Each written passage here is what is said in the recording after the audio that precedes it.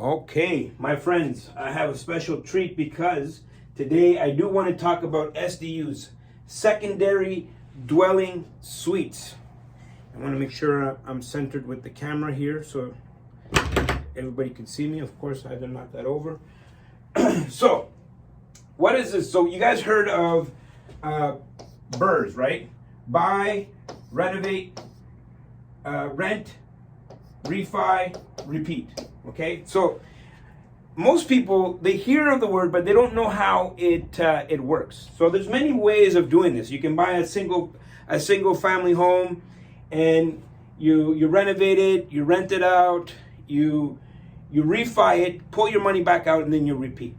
But the most powerful thing that you can do is these secondary dwelling units. A lot of the municipalities, especially here in Ontario, there's always a need for more units. And so municipalities are starting to be more flexible with the amount of units that you can have in neighborhoods. And so zoning has changed.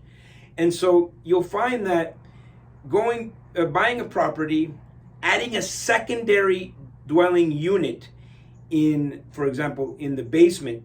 So take a basement and turn it into an apartment.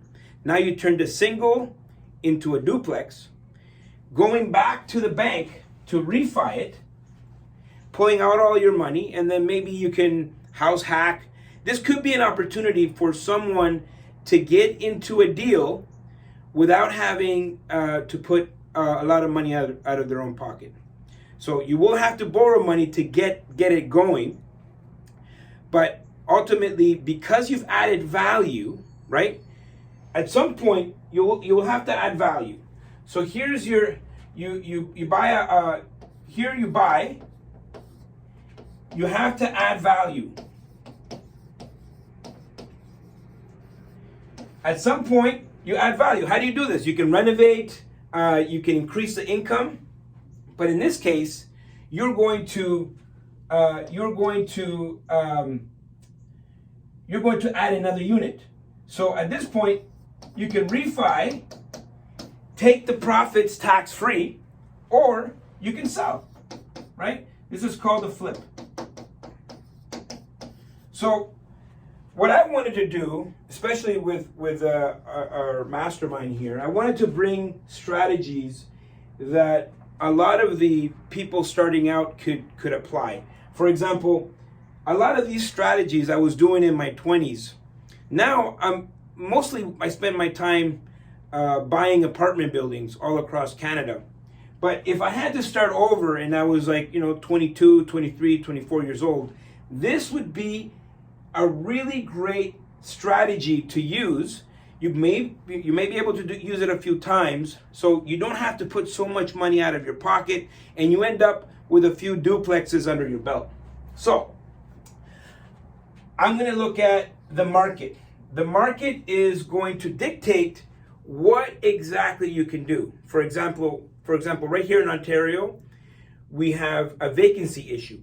We have very low vacancy rates, not a lot of units, not a lot of places for people to live. And so in this market, this is very ideal. So I'm going to be focused on the market.